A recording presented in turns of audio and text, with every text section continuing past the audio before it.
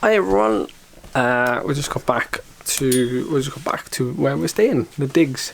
It's really nice, really nice. I should give you a little tour really, but I don't wanna give you too much of a tour because you should really come and stay here, and then you'll be able to know for yourself how nice it is. It's super lush, nice soft carpet, nice big shower, full length mirror. Yeah, it's just a room basically, isn't it, Charles? In a house. It's a three-story house, so we have like our own little area, don't we? So we have this room, and then out here we have like our own little lounge space. Laverack. Do you want yours?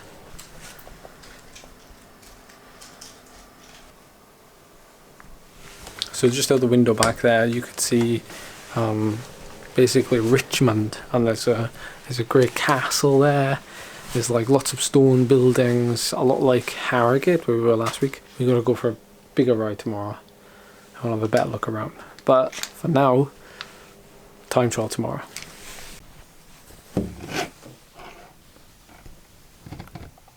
Time for breakfast. Time for breakfast.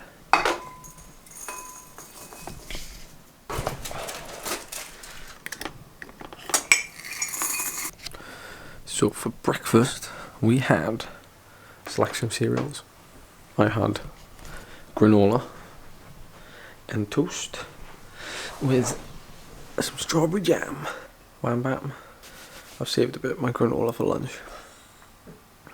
Typical. Are you gonna go show them what you saved in it? Typical bike rider. Saving food for later. Yeah. So 2.5 hours till my race. Charlie's gonna come down to the start, take my jacket. We'll give another weekend off, so there won't be any footage from the climb. So, like before every time trial, I'm looking through the weather, how my pacing strategy is going to change because of it. Going to be light winds, but it's a full headwind up the climb, which is good for me because it means, in theory, the climb feels steeper and slightly longer because it's going to take you longer to get to the top. Crosswind.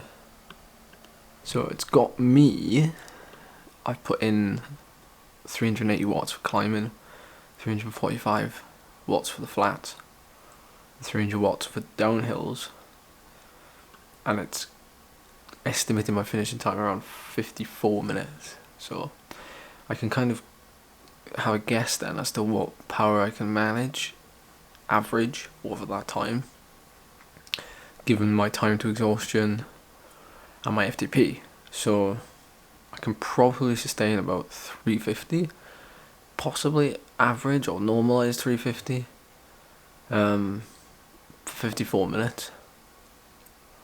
So we'll see. But the important bit for me is that climb. I'm gonna get out to that climb. I'm gonna go head mode on that climb. Watts per kilo is a piece of cake. We'll get up it, and then we'll just get back as quick as we can. That's the game plan.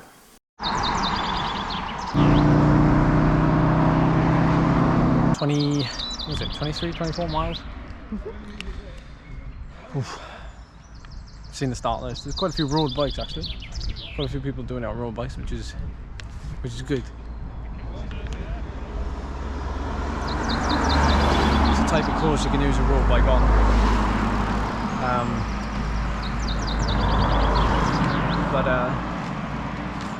Yeah, feeling excited for this. I give it everything, obviously. Give it the beans. Give it the beans to top the climb. Give it the beans. Try and recharge a bit on the descent, and then yeah, just try and carry the speed on the way back, because that's where you're gonna make a difference. I think where you're going the slowest, and with the headwind up the climb, even though it doesn't feel like one, but it's unbelievably warm. It's like 20 degrees. Okay, that's not that warm, but it's humid. It's quite yeah, close, isn't it? It's perfect. Right, see you in a bit then.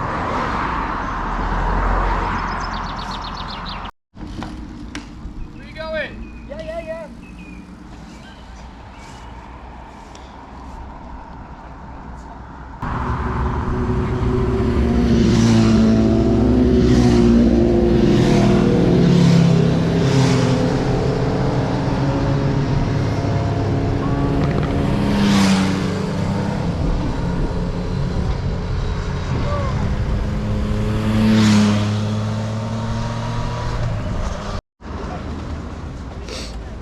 Shame the cloud's gone in now.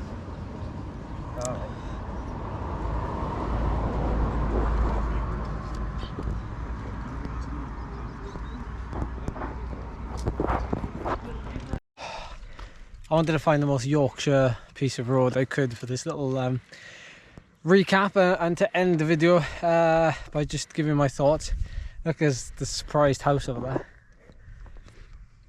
there. Okay, so first off, thanks to Michael Briggs for inviting me up here and Richmond CC for putting on the event memorial to Dave Clark.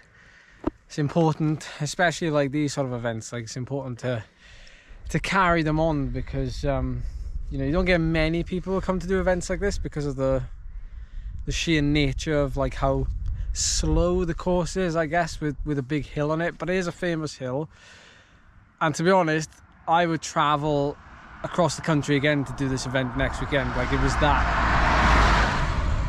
that good. Like the course is that good. I feel like I've got something flown down my back. Also shout out to Mark and Vicky for hosting us for the weekend. I still don't know the results yet, but I'll put them on the screen. The important thing is that the data tells you all you need to know. I did what I said I'd do and go really hard to the bottom of the climb and then like hit it at Grinton Moor. Great to see so many people out like supporting and cheering on.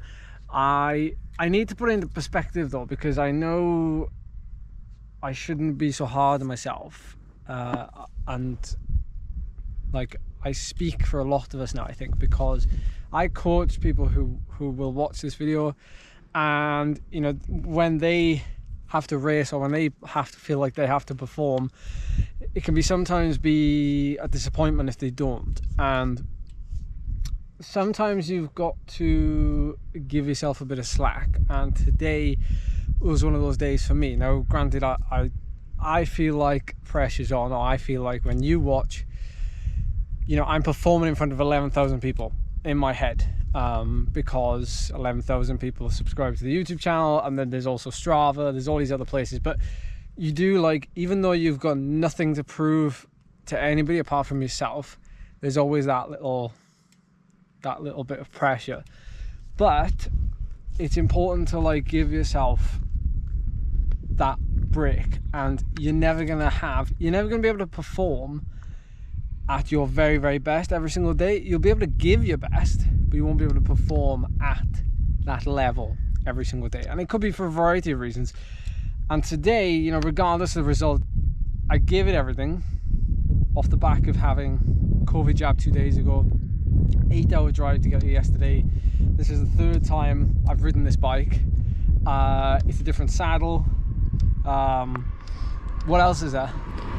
You haven't trained properly for a week.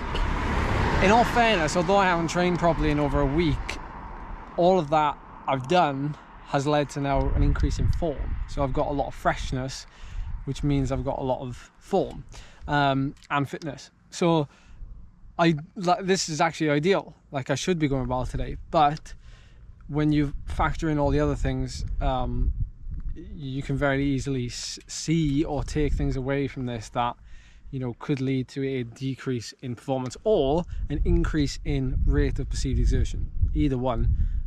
But you've got to take the positives from it all the time. You can't, like, there's always a positive from it. Like, doesn't matter what it is, there's always a small positive.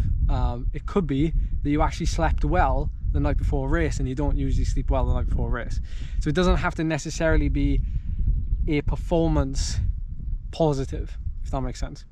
So I'm chuffed with it. I don't think I won the event, but this is just my thoughts now. I gave it a really, really good go, and I can tell you now that I probably lost the race today on the descent.